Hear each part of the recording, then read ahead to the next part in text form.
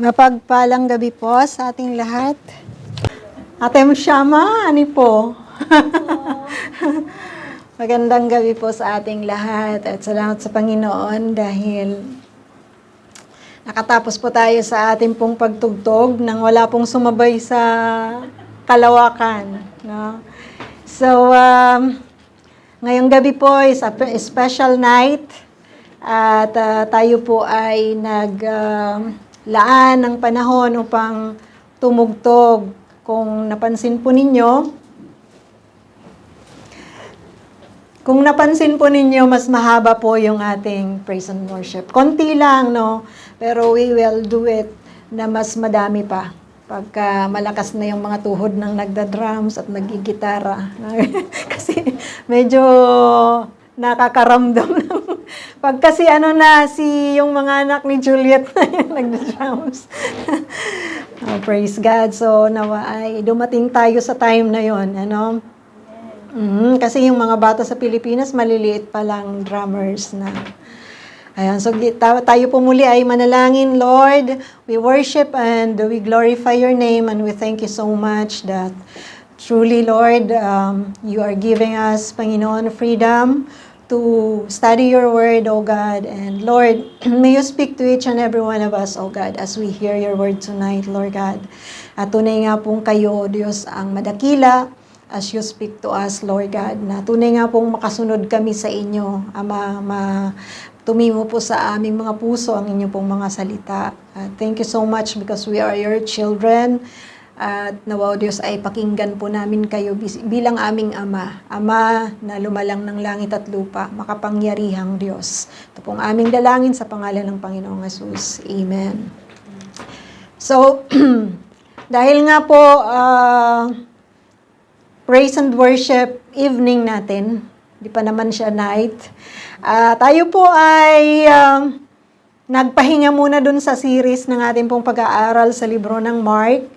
And mayroon po tayong mga verses na aaralin ngayong gabi. Ang title po ng ating pong aaralin is The Pursuit of God or Seeking the Lord. No, it's the same. No? Pareho lamang po yon. Seeking the Lord. At kung tayo po ay mga English, alam po natin what it means to seek. Di po ba? Sino po dito yung naglaro ng tagu-taguan nung bata? May mga panahon na nakakatulog na yung nagtatago. Naranasan po ba ninyo yan na yung kalaro or kayo ay nakatulog na? Sa sobrang ganda ng pinagtataguan mo, no? Nakatulog ka na doon sa pinagtataguan mo. At may mga panahon naman na talagang ang hirap-hirap maghanap at gusto mo nang sumuko sa paghahanap. At minsan nga, di ba, yung mga batang wala pong word of honor, ay iniiwan yung kanilang mga kalaro at yung mga kalaro naman nila tago ng tago, tapos hindi na po nila hinahanap. So, alam po natin kung paano po yung maghanap. At ang ating Panginoon, isa sa gusto niya ay hanapin natin siya.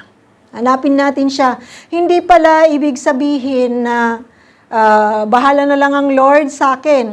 Diba? Yung alam niyo yun, yung hintayin mo na lang na kung ano na lang gawin ng Lord, basta alam niya na anak niya ako, tinanggap niya ako, pero wala na po tayong ginagawa na iba. No? Ang Diyos po natin ay gusto po niya na hanapin natin siya. In Psalms 105, verse 1 to 5, sabi po dito, give praise to the Lord. Proclaim His name, make known among the nations what He has done. So it is a requirement of God to praise Him. So, pag ikaw po ay nahanap mo na yung Diyos, you will know how to praise the Lord and to proclaim His name. Ano po yung, pag ikaw po ay naghahanap at nahanap mo na, ano pong ginagawa mo? Nakita ko na, di ba? Ganon yung reaction mo, hindi mo sasabihin, Secret, di ba? Pero usually, pag nahirapan kang hanapin ang isang bagay, pag nakita mo na, sasabihin mo, nakita na kita, no? So, gano'n, nakita ko na yung hinahanap ko, lalo na kung nahihirapan kang maghanap, yung may mga panahon sa akin, maraming panahon na tinatago ko yung isang bagay, at hindi ko na alam kung nasaan na yon, kung saan ko na itinago. So pag nakita ko, nararanasan ko po yung tuwa, no, na ay at last hindi ko itinapon. Hindi pa ako ganun ka makakalimutin na itinapon sa yung payong ko, nakita ko na.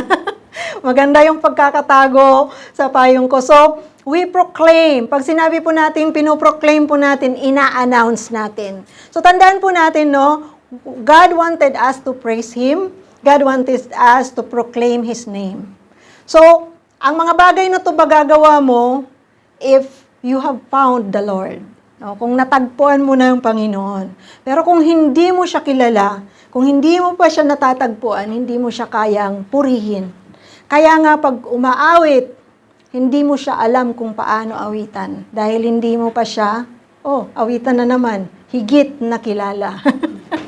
Ayun. So, sabi dito, verse 2, sing to Him, sing praise to Him, tell of all His wonderful acts. So, hindi lang pala mga kapatid, yung ipoproclaim mo lang yung pangalan ng Diyos, no? Kundi, hindi mo lang siya isisigaw, kundi ipagsasabi mo siya. No? Ipagsasabi mo yung mga mabubuting gawa. Sino po ditong nakaranas ng mabuting gawa ng Diyos sa buhay niya? Taas ang kamay. Amen, no? Who among you have experienced the goodness of the Lord? Mga children, have you experienced the goodness of God? Ha?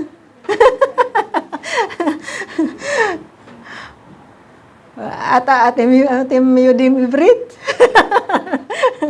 Ayun, so nakakatuwa no, minsan meron po tayong children's ministry sa church. Ayun, so nakakatuwa po yung ganon, no? At sabi nga, ipagsabi. And once again, when you tell about the Lord, the wonderful acts of God, ay alam mo kung sino siya. So sa atin po, unang-una, God gave us life, and He redeemed us again. He gave us another life. Alam nyo, ang tao, pag nasa Panginoon, 3 beses siyang nabubuhay. No, nabuhay siya nung siya ay pinanganak. Nabuhay siya nung tinanggap niya ang Panginoon. At magkakaroon siya ng spiritual or eternal na life. No, so physical life, spiritual life, eternal spiritual life. No, so ganun din po pag wala tayo sa Panginoon, mayroon din pong 3 kamatayan. Ano 'yon? May 3 tayong kamatayan. Patay tayo because we are disconnected from the Lord, no? Pag hindi po natin tinanggap ang Panginoon, you will die physically. If you are spiritually dead, dahil hindi mo tinanggap ang Lord, you will die eternally. No? So you will be separated from God eternally. So 3 yung kamatayan, 3 pagkabuhay mayroon po ang tao. So we will choose what we wanted for our life. God is willing to give us the life at binigay niya yon sa pamamagitan ng Panginoong Hesus. So that is one of the wonderful acts of God. At yung Kanya pong pagsusustain sa atin sa araw-araw. Yung pagpapakita niya ng kalapitan. Yung pagtugon niya sa ating mga panalangin. Yung hindi lang siya nagbibingi-bingihan kung ano po yung sinasabi natin sa Kanya. He answers our prayer. Diba? He sustains us, He gives us power. Nire-refresh niya tayo. Binabalik niya yung ating pong kalakasan. At sabi po dito, verse 3, glory in His holy name, let the hearts of those who seek the Lord rejoice. So mga kapatid, ang bunga po, ang emotion po ng nakakahanap sa pinakamagandang bagay, ano pong emotion na mai-burst out mo? Kasiyahan, di ba? Joy, ang mai-burst out mo lang. Hindi ka malulungkot kung ang Diyos ang mahanap mo kasi ang Diyos po ay buhay, no? Kaya nga, marami pong parable in the New Testament na sinasabi po na ipinagpalit niya yung kanyang lupa, no, dahil nakita yan niya yung kayamanan na mayroon doon. Pinagpalit niya sa marami niyang kayamanan dahil nakita niya that mayroon doon kayamanan na talagang kanya pong natagpuan. No? So, ipinagpapalit niya lahat for the sake of that treasure. So, ganun po ang makatagpo sa Panginoon. No? Ipagpapalit mo lahat for the sake of God. No? So, pagka ang tao, we know this emotion, mga kapatid, na pag mayroon po tayong gusto, na pinakagusto sa lahat, no, we can exchange. No, we can exchange everything for that thing. No? Talagang pwede nating bitawan ng iba dahil alam mo na masisiyahan ka pag mayroon ka noon. At ang binigay po ng Lord sa atin ay yung pong salvation. Kaya nga sabi dito, let the hearts of those who seek the Lord rejoice. Let the heart of those who seek the Lord rejoice. Kung ikaw po ay pumupunta sa church, na nalulungkot ka, pag nandito ka, lungkot ka, antok na antok ka, inip ka, no? Ibig sabihin, hindi mo pa nahahanap ang Lord. No? Kasi, ang mga kapatid na kasama mo, ay mayroon silang espiritu na nanggagaling sa Panginoon, at ang Diyos ang ating pong reason kung bakit tayo pumupunta dito. No? Command niya na magtipon tayo. So, it is an excitement to go to church. Kung hindi ka naglalaan ng oras mo na sumamba, no? Ibig sabihin, hindi ka excited na gawin ang gusto ng Lord, no? Baka half-half yung paghahanap mo sa Lord. No? So, we have to continue to seek the Lord, to come. Kasi dito lamang po sa church, tayo nagtitipon. Nagkikita man tayo minsan sa Kiryat Ata, sa Mercas Carmel, sa Shuk, sa May Market, sa Flat. Iba po pag nandito tayo sa church. Kasi ang ginagawa lamang po natin dito ay mag-aral ng salita ng Panginoon, tumugtog, at kahit po tayo nagkukwentuhan, kahit po tayo kumakain, it is a blessing that comes from the Lord. Na nagpapasalamat tayo na nandyan tayo, kumakain na naman tayo. Grabe, 1 taon mahigit na ang war sa Israel, but God is sustaining us. Kaya yung talagang nananatiling matapat, mga kapatid, hindi masasayang ang mga ginagawa nyo. No? Hindi masasayang yun. God will pay you off. Babayaran ng Lord yun, sabi sa Proverbs, di ba? Ang ginagawa po natin sa Diyos ay talagang mayroon pong reward yun. Sabi dito, for, look to the Lord and His strength. Seek His face always. Remember the wonders He has done, His miracles, and the judgments He pronounced. So nakakatuwa, no? Kasi, kagaya nga ng sinabi natin, 1 year na yung war. Pero, nakakapanghina, marami na pong na-repatriate. Ilan na kaya lahat yon na mga Pilipino? Ha? 1,000 plus na yung mga Pinoy lang? Biro mo yon, 1,000 plus, and not all of them ay matagal na dito. Most of them, bago lang sa Israel. May pagkakataon pang mag-stay dito talaga sa Israel, pero umuwi po sila. Bakit? Kasi nakakatakot, natutrauma sila. At naiintindihan po natin yan, mga kapatid. But to us who is really, yung hope natin ay nasa Panginoon, yun po yung nagpapalakas. Hindi ibig sabihin na hindi tayo natatakot sa rocket at saka mga drone. Kaya nga tayo tumatakbo sa shelter. Na pagka nagigising tayo kagaya ngayong araw na to, 4:00 ng madaling araw, manginginig ka talaga kasi parang malimpungatan ka, tas hindi mo alam kung saan ka pupunta. Di ba? Lalo na kung yung bahay mo ay kagaya sa flat natin na kailangan nating kumatok doon sa kapitbahay para makishelter. No? So, talagang nakaka-trauma yon. Nakakatakot. Lalo na kung doon pa tayo sa mga mas far, hindi dito sa Haifa, sa Krayot, ang dami-dami. Lagi na lang. Kung maglalakad ka sa kalsada, hindi mo alam kung anong oras magkakaroon ng sirena. Pero sabi dito sa verse 4, look to the Lord and His strength. Sino po ang hindi limited ang strength sa atin? Lahat tayo nanghihina. Lahat tayo nawawalan ng strength, di ba? Pero sabi ng Bible, those who wait in the Lord, those who hope in the Lord, nire-renew ang strength niya. Nire-renew ng Diyos ang strength niya. Kaya napakasarap na doon po tayo humihingi ng strength. Yung pagsasabi po dito na to look ay hindi lamang upang tingnan lang natin kung gaano kalakas ang Lord, kundi ang Lord pong nagbibigay sa atin ng kalakasan.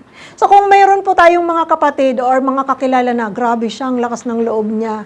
Di ba minsan nakaka-inspired yun? Pero ang Lord, He is sharing that strength. He is giving that strength. He is pouring that strength to us. Tayo na mga mananampalataya sa paanong paraan sa pamamagitan po ng kanyang mga salita. Ang kanyang mga salita ang magpapaalala sa atin. Kaya sabi dito sa verse 5, remember the wonders He has done, His miracles and the judgments He pronounced. No? So, talaga, kung minsan makakalimutan natin kung ang Diyos ba ay totoo, kasi di ba pag maraming problema sasabihin mo sa sarili mo, may Diyos ba talaga? Kasi parang hindi ko maranasan, puro na lang problema, sunod-sunod ang problema ko. Parang makakalimutan mo na, oo nga, baka may Diyos, pero baka natutulog siya. Di ba? Baka ayaw niya akong pansinin. No? Pero ano po ang sinasabi po dito sa verse 5, sabi dito, remember the wonders He has done. Remember what He has done. So kung hopeless ka, tingnan mo kung anong kapangyarihan mayroon ng Lord. Bumubuhay siya ng mga patay. Kung may sakit ka, no? He has healed many sickness and diseases. No? At kung nalilimitahan ka sa kapangyarihan niya, tingnan mo kung paano niya pinatuyo ang dagat na pula para makatawid ang mga Israelita. He is the God that we have. Hindi po siya nag-iba noon, ngayon, at magpakailanman. Sabi sa Revelations 1:8, ano yon? I am the Alpha and the Omega, the beginning and the end. Yun yung theme ng Yapak, di ba? Huwag po natin kalimutan na natin kasi hindi na tayo nagtitrip. Yun, Isaiah 59, verse 1 to 3. Sabi dito, surely the arm of the Lord is not too short to save, nor His ear too dull to hear. But your iniquities have separated you from your God. Your sins have hidden His face from you, so that He will not hear you. For your hands are stained with blood, your fingers with guilt. Your lips have spoken falsely, and your tongue mutters wicked things.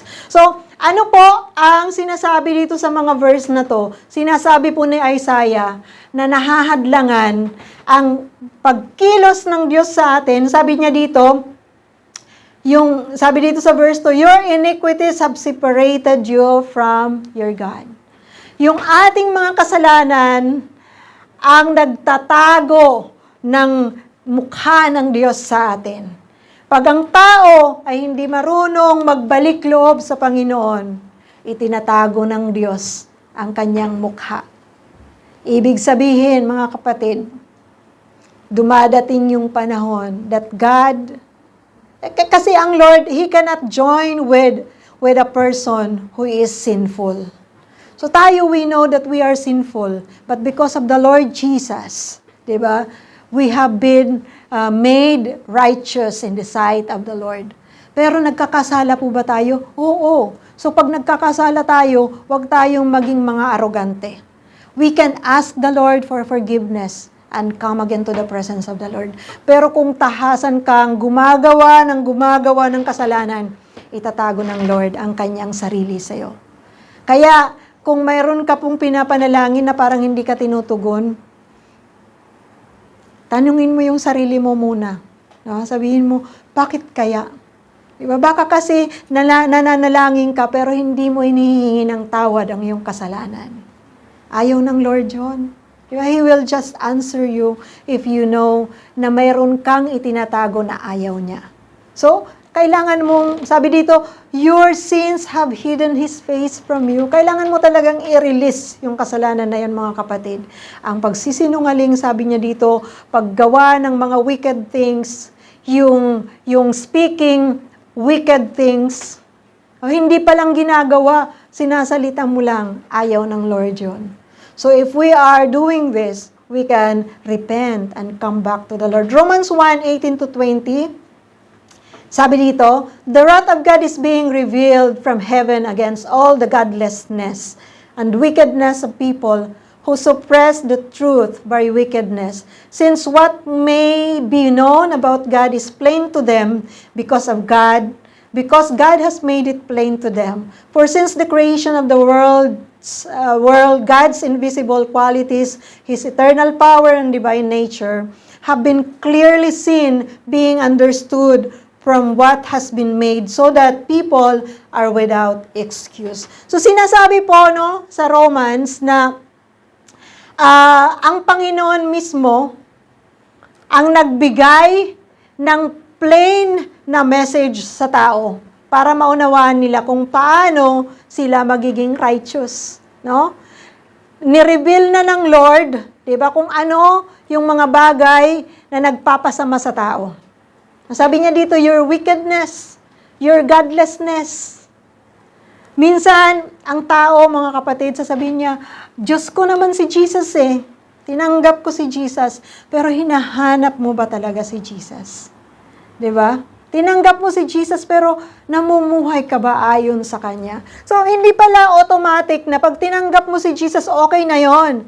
Kailangan mo lagi siyang hanapin. Aralin kung ano yung gusto niya. Di po ba?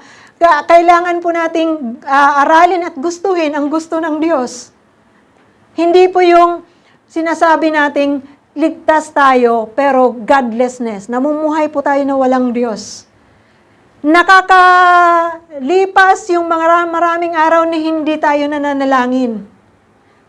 Lumilipas ang maraming araw, umaabot na naman yung Sabado. Hindi tayo nagbabasa ng Bible. Lumilipas ang maraming araw na hindi natin alam pumunta sa church. Di po ba? So mga kapatid, bilang isang mananampalataya, we should not live a wicked life and a godlessness life. No? So, it is made plain to us yung word ng God para maintindihan natin. Sabi dito, for since the creation of the world, God's invisible qualities, His eternal power and divine nature have been clearly seen. So mga kapatid, saan ba natin yun makikita? Hindi natin yun makikita sa TV. Hindi natin yun makikita sa mga Korean drama. Hindi natin yun makikita sa Facebook. Although meron pong mga verses doon. But we will not see. Yung pong sinasabi dito that God has revealed kung sino siya since the creation of the world. Saan ang complete na mga salita niya? Makikita natin siya sa Biblia. So we have to read the Bible. We have to talk to God so that we will not forget what we have read in the Bible. Kasi alam niyo mga kapatid, if you are talking, if you are praying to God, for example, nagbasa ka ng Bible, nakita mo yung pangako ng Lord. Ngayon, pag ikaw ay nanalangin, sasabihin mo, God, sinabi niyo po dito na ako ay tumingin sa iyo, sa iyong kalakasan. O di, nare-repeat mo yon, pumapasok yun sa puso mo. Di po ba kasi na-meditate mo yun, yun yung silbi, mga kapatid. Kailangan ganun po ang gagawin natin so that mag-grow po tayo sa ating pong spiritual na buhay. Masisik natin ang God at titimo sa atin yung mga puso. Iba yung narinig mo kaysa sa pinakinggan mo. Di po ba magkaiba yun? Iba yung nakita mo sa tiningnan mo. Di po ba? Magkaiba yun. Pag tiningnan mo, it's a purpose for you to see. Dahil gusto mo na makita yon, hinahanap mo yon. Di po ba? Pero pag tiningnan mo lang, pwedeng, nakita ko siya. No? Pero hindi ko alam kung anong damit mo, anong damit niya o anong ginagawa niya. Pero pag tiningnan mo yung tao, alam mo, ay nakita ko siya doon, nakadamit siya ng ganito, may binibili siya. Di ba? Mas marami kang info. Yun. So, sa ating pong Panginoon, gusto niya yung titingnan, yung talagang sasadyain natin siyang hanapin.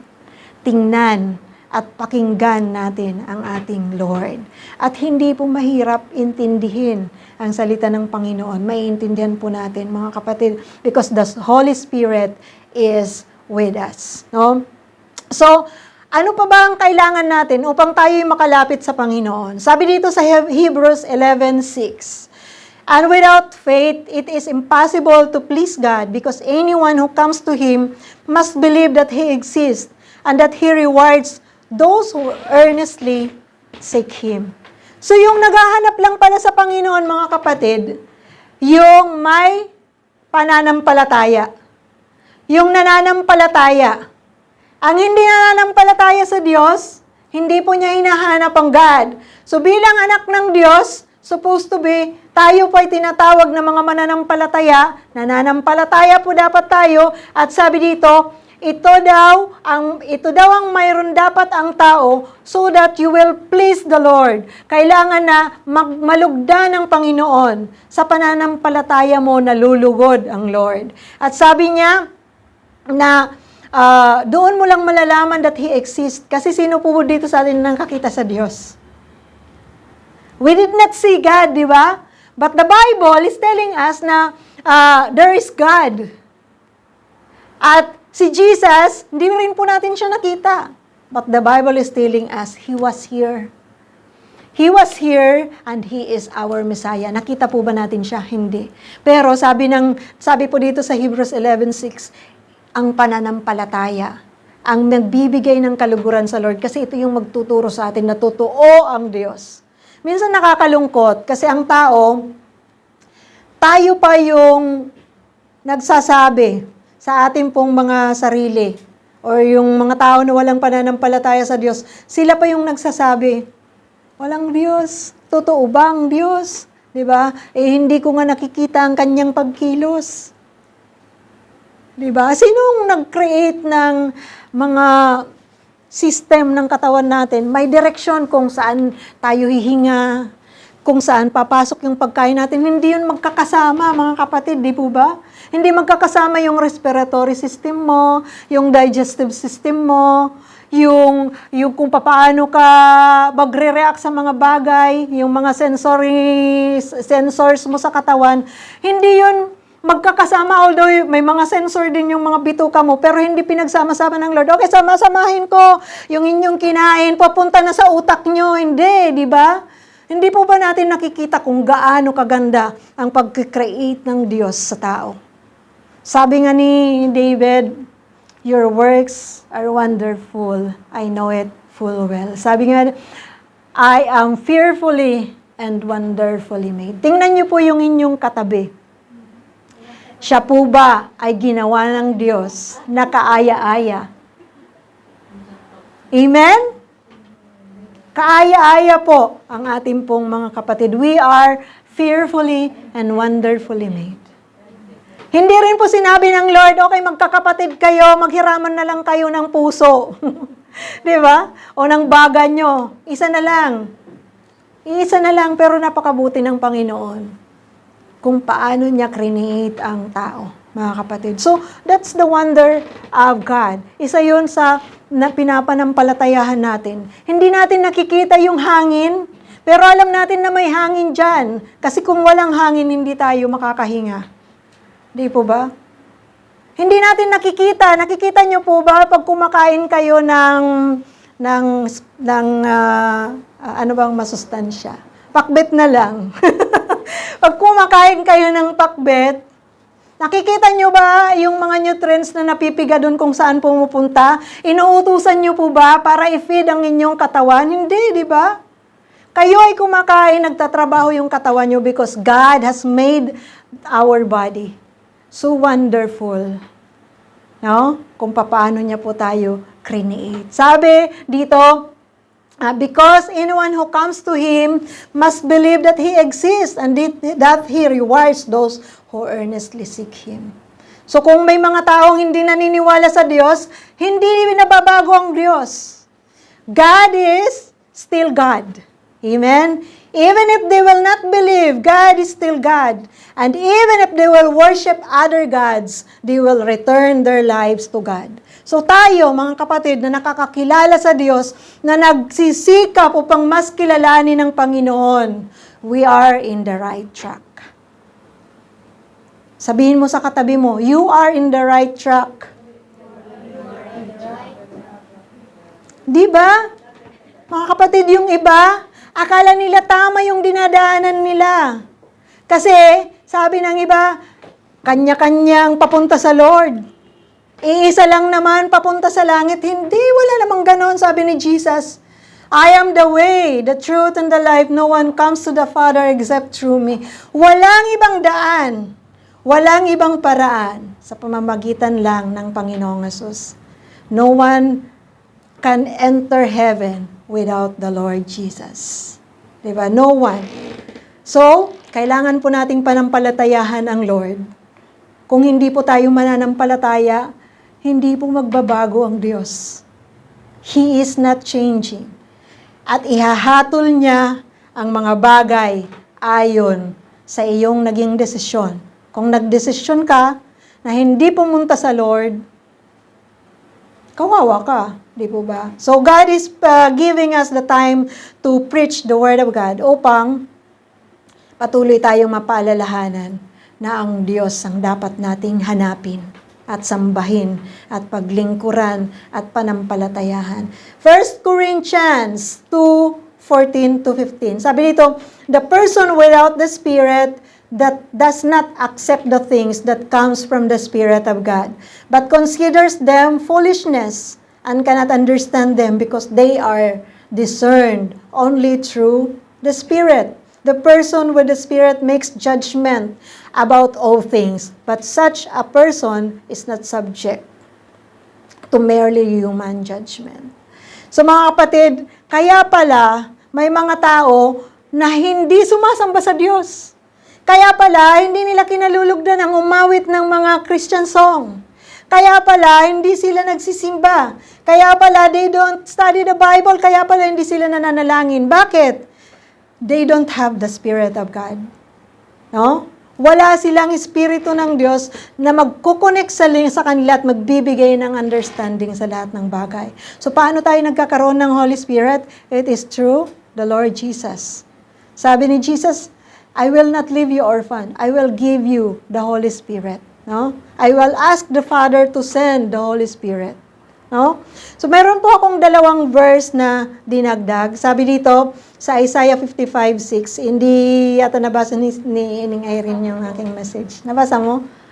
Yun. So, Isaiah 55:6. So, ito po yung gagawin mo natin. Kung hindi po natin sinisik ng husto ang Panginoon, sabi dito, seek the Lord while He may be found. Call on Him while He is near. So ano po yung pinapahayag ng salita na to? That seeking God has expiration. Dadating ang panahon that God will shut the door at hindi na po natin siya malalapitan. So habang kaya pa po nating lumapit, habang ipinapahayag ang salvation sa mundo, habang may mercy ang God, habang mayroon pong binibigay na araw sa atin, seek God while He may be found. Kasi pag namatay na po tayo, that's not the time to seek the Lord. It's the time of judgment for you. Sabi ng Bible, ang tao namamatay isang beses and after that, the judgment. Wala na pong pangalawang chance, no? So, ang maraming bagay, mayroon po tayong another chance. Pero sa ating Panginoon, once we die, we finish the chance to come to the Lord. Jeremiah 29:13, sabi dito, you will seek me and find me when you search me with all your heart.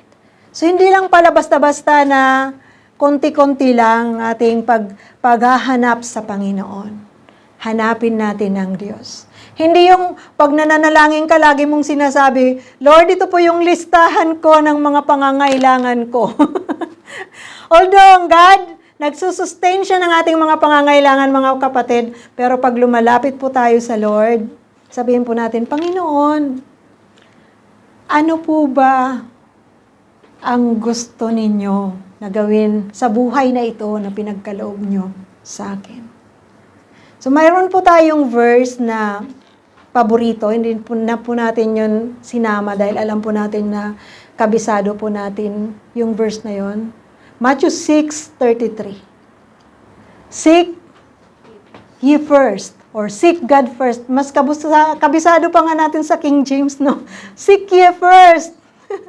Seek ye first, or seek God first. No?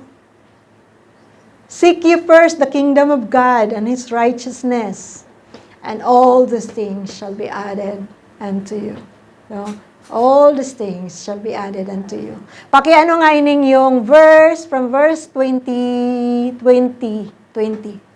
From verse 20. Sabi dito, store up for yourself treasures in heaven where moths and vermin do not destroy and where thieves do not break in and steal. Sige po. Next verse, for where your treasure is, there your heart will be also. Next, the eye is the lamp of the body. If your eyes are healthy, your whole body will be full of light. But if your eyes are unhealthy, your whole body will be full of darkness. If then the light within you is darkness, how great is that darkness? No one can serve two masters. Either you will hate the one and love the other, or you will be devoted to one and despise the other. You cannot serve both God and money. Therefore, I tell you, do not worry about your life, what you will eat or drink, or about your body, what you will wear. Is not life more than food, and the body more than clothes? And look at the birds of the air. They do not sow or reap or store away in barns, and yet your heavenly Father feeds them. Are you not much more valuable than they? Next, can any one of you worrying add a single hour to your life? Next, and why do you worry about clothes? See how the flowers of the field grow. They do not labor or spin. Yet I tell you that not even Solomon in all his splendor was dressed like one of these. If that is how God clothed the grass of the field, which is here today and tomorrow is thrown into the fire, will He not much more clothe you, you of little faith? So do not worry, saying, what shall we eat, or what shall we drink, or what shall we wear? For the pagans run after all these things, and your heavenly Father knows that you need them. So seek God first. So sabi po dito mga kapatid, we should serve God and seek first the Lord, at ang lahat ng mga pangangailangan natin ay Kanyang isusupply. Even without asking them, kasi alam ng Lord yun, kaya wag nating ubusin yung worry doon. Pero hindi ibig sabihin na hindi tayo magtatrabaho, pero hindi natin uubusin ang ating pong pag-aalala doon sa mga bagay na yon. Sambahin natin ang Panginoon who made the heavens and the earth. Sino po ang magkukulang kung ang Diyos mo ang lumalang ng langit at lupa? Di ba? Kung ang Ama mo ang may-ari ng lahat ng bagay, do you think pagkukulangin ka? Na ipagpapalit mo ang pagsamba mo sa Diyos, ang paghahanap mo sa Diyos para maghanap ka ng pagkain. Di ba? Ilang bang bigas ang nauubos mo sa isang araw para hindi mo sambahin ang Lord, para ipagpalit mo ang Diyos.